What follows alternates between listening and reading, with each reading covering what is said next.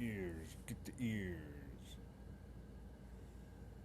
You exclaim as you pull out your razor sharp dagger from your belt. For a second, your sometimes slow witted warrior sidekick doesn't understand, but as you start sawing away at the first ear, he gets the idea and finishes out his own dagger. Or fishes out his own dagger, I'm sorry. Soon you have a bloody goblin ear stuffed into your pocket. Why would you put it in your pocket when you have like a pouch or some kind of bag for that? Who the hell wants a bloody ass goblin ear in there? Fucking it'd get all over your leg and shit, or your chest or wherever the hell you put it, and that's messed up. And Reginald has one of his own nasty, very. However, 10 gold pieces are nearly 6 months of wages to a common laborer, so you're willing to take the hit. Damn. 10 gold for like 6 months for a labor? Man, they must have been poor as balls back then. What now? Reginald asks. Certainly there are excellent places to hide in the forest if we can just make it until morning. True, the goblins may have dogs and their own sense of smell is keen, you say. We might climb a tree then. That would at least be defensible, Reginald suggests. You wish to be treed like a fox with goblins barking underneath? If you wish a position that is both defensible and allows some freedom of movement, we should hasten to the castle Inverness. It is near, and we could fortify ourselves behind these walls, Reginald says. You frown. It is a fortress, yes, but inhabitable by what?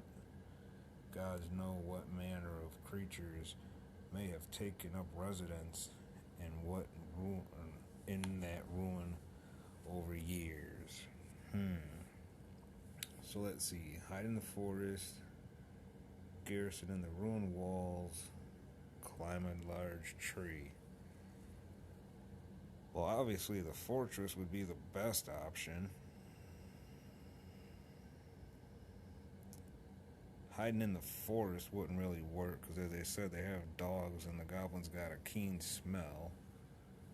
So that is definitely like 100% bad answer. But if you go in the tree, yes, it would be defensible. You'd be able to defend yourself. But then you'd also have a ton of goblins surrounding the tree, so you would be stuck there as well. The obvious choice is garrison in the ruined walls, so that's what we're going to go with. Castle Inverse is near. Let us take refuge behind these stone walls, you say. Goblin hunting calls echo from all around the forest as the two of you dash up the path 100 meters or so, where you find a fork in the road. The path to the right appears to be seldom used since it is nearly overgrown. The path to the left is clear, and you think you see firelight down that way. Could this fire belong to the goblins? Or if you're lucky, is it the campfire of another friendly adventuring party? What do you do? Castle, never question a wizard. Investigate fire. Now this one's a little tough choice. A little bit tough of a choice. Because as the story says, there's a fire, but it could be other adventurers. But it also could be goblins. But earlier, it also said that the forest was full of them, full of goblins. So, we're not gonna chance it. We're gonna pick the castle. Morale increased by 1. Okay, cool. So now we got 12 life, 12 mana, 10 gold, and 1 morale. Enough foolishness to castle Liverness and her blessed walls. You proclaim, Reginald raises his fist. Yes, may their puny bodies break against their stone defenses. After a minute of stumbling down what is best described as a game trail, you see a shadowy husk in the ruin in the moonlight ahead. Unfortunately, the battle cries of your pursuers are closer than ever, and when you look back over your shoulder, you see glowing what? Glowing lidless, green, and bulging out like small onions. Okay, that part is a little confusing to read. I'm not sure if that's a typo or if that's actually a real one. Really? Lidless? Shouldn't it be lidless? I don't know. I'm not going to question it. The two of you turn on a burst of speed, and soon, like outer wall of the castle looms before you. It is about 10 feet high and crumbling. You realize what horror that there are no holes on this side and are large enough to fit through. Meanwhile, Reginald, a faster runner than yourself, has disappeared around the north corner of the wall. An arrow whistles past your head. You look back and see at least 4 pairs of glowing eyes. What do you do? Okay, so our options are follow Reginald, jump the wall spell, turn and blast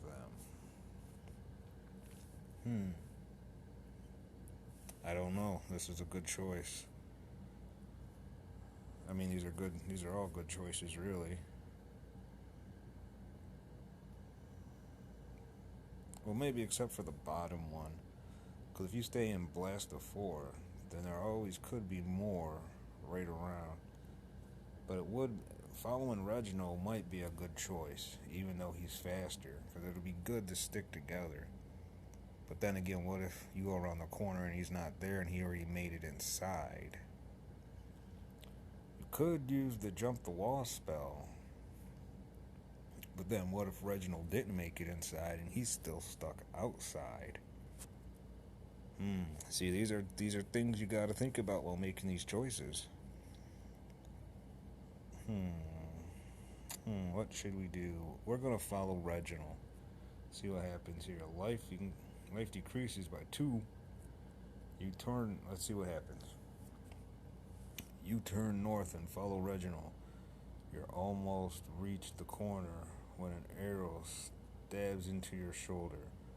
When you round the corner, you don't see your friend, but there is a section of particularly crumbled wall that you think you can climb swiftly. Another arrow whistles by before you're able to roll over the top of the battlement. So we should have just we should have just used the spell to jump over the wall and into the rotten wood floorboards on the other side. In a few seconds, there are 4 goblins at the base of the wall, chattering angrily. One of them begins climbing up the rotten rock. What the hell is a rotten rock? Anyway, moving on. You decide this is a good place to take a stand. There is a lot of loose rock. See, that's what they should have put up there, or at least crumbling rock instead of rotten rock. That's kind of weird. There's a lot of loose rock at the top of the wall. You're not particularly strong, thanks to your inactive life as a wizard. However, oh, you're a wizard. Okay, I thought we were like a warrior character. I wish they would let you pick, but whatever. You expect you could push a few large rocks down upon this climber. On the other hand, they're they are all out in the open, and your combat spells would certainly be effective now. What do you do? Do we push rocks down on the climber? Just fry the climber? Fry them all?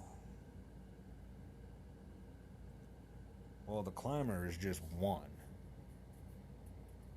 So we could obviously easily handle one goblin. So pushing the rocks down is out of the question. Just frying the climber would be kind of stupid, because you'd be focusing on one goblin that, if he made it to the top of the wall, like I said, you could easily take him out. So what we're gonna do is fry them all and just kill a lot of them and not even worry about the climber. So let's do that. Achievement unlocked. Crushing move. You dominated. 2 points, 2 coins, and 1 luck. Alright, we got a mana decreases by 4. Our morale increases by 5. So now we got 2 morale, which ain't bad. You lean down and call forth the magical powers within you. From your outstretched fingers erupts a jet of flame that you play first over the climber and then over the others standing below. They barely have time to scream before they are no more than 4 smoldering corpses on the ground below. Yeah, see, told you, don't even worry about, because the climber ended up getting taken out anyway. So instead of worrying about one freaking goblin, we just take out all of them. A fine mess you made of them. Reginald's voice startles you. Yeah, and where was this Reginald dude at the whole time? Just standing there shaking like a little girl? He now stands beside you, grinning down on the carnage. He must have found another way in. I loathe goblins, you say. As do all good men. You have struck terror into their advance party, but they will call for reinforcements. We have the wall. Can we hold it? Reginald stories tall, or at least it had been before the top layer partially collapsed. The second story is barely any better. The fortress is as lifeless and still as a painting. Nevertheless, you wander in. Okay.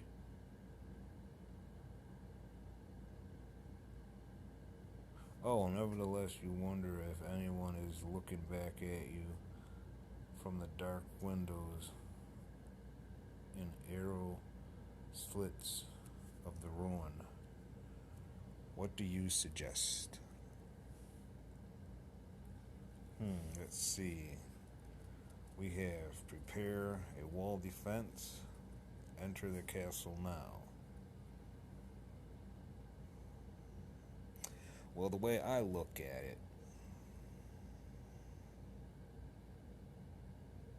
well, I don't know, because I would say enter the castle and possibly take out whatever's in there, because at the moment we wouldn't have to worry about the goblins.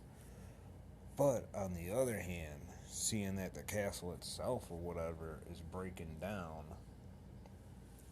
would it actually be worth going in the can we defend the wall from inside the castle and also defend the inside, or would we just be able to defend the inside? That is the question. Now we got to think about this a little logically here, because that's how I'm thinking. Because if the third story is collapsed, we can't go up there. The second story isn't really much better, so that only pretty much leaves us with one story or 1.5 stories of the building that's usable. Now, if we were in the castle, we could pick off the goblins while they were coming over the wall, and then have to just worry about defending the inside. But if we just hold the wall, we could probably take out a lot more at once. But then we'd also have to worry about defending against a crap ton of arrows.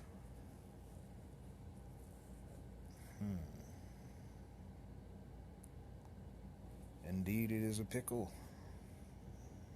We're just going to enter the castle, see what happens. Keep a head on coins.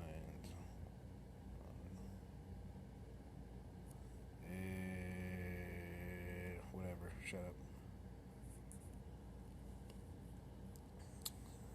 This is going to be our last section before we cut this episode. So let's finish out this part. 2 are not enough to defend all 4 walls. Oh, away to the keep, you shout. Yeah, see, that pretty much goes with what I was saying about you can attack a lot of goblins at once, but a lot of goblins can attack you at once too. You run across the courtyard and open a large wooden double doors, which shriek on rusty hinges. Unlocked, this may be a trap, my friend. We best be on our guard, Reginald says. Once inside, Reginald slams and bars the doors. The entrance chamber is large with a high vaulted ceiling. The stone walls are cracked and flaking. The ground is strewn with loose rubble, and air is stale. Aside from the double doors behind you, there are closed wooden doors on the north, east, and west walls. It is not long before the fort doors begin to rattle violently. Though a nearby arrow slot you can see green glowing eyes and a glint of axes chopping away at the door. Well, damn, we just got in the damn thing. And they already behind us outside. How'd they get in so quick? You're not sure how long the barred portal will hold them. Reginald wants to hide deeper in the castle. On the other hand, this place smells of death. It might be prudent to take a few seconds to investigate the rolling doors. What do you do now? What do you do now? Let's go search the Roman doors. Well, I'm gonna leave this episode here. This is gonna do it for this part of the story. I know this is way different from anything I've ever done on the channel. This is the first time I've ever done an interactive story like this on the channel. This is the first time I've done an interactive story like this at all, besides playing, like the Telltale games on like Xbox and stuff, like Walking Dead and Game of Thrones and stuff like that. But this is the first time I've done one like this. But I don't know. I hope everybody enjoys this. It's new to the channel. It's new for me. Maybe it's new for you guys too. I don't know. If you liked it, if you enjoyed it, be sure to drop a like. Helps out the channel. If you're new to the channel, And if you like this video, this content, and the content that's on the channel, be sure to subscribe, hit notifications so you never miss a video or another upload at all. And be sure to share on all your social medias. Until next time, keep it real, keep it chill. See you in chat, or see you in part 2 of this. Peace.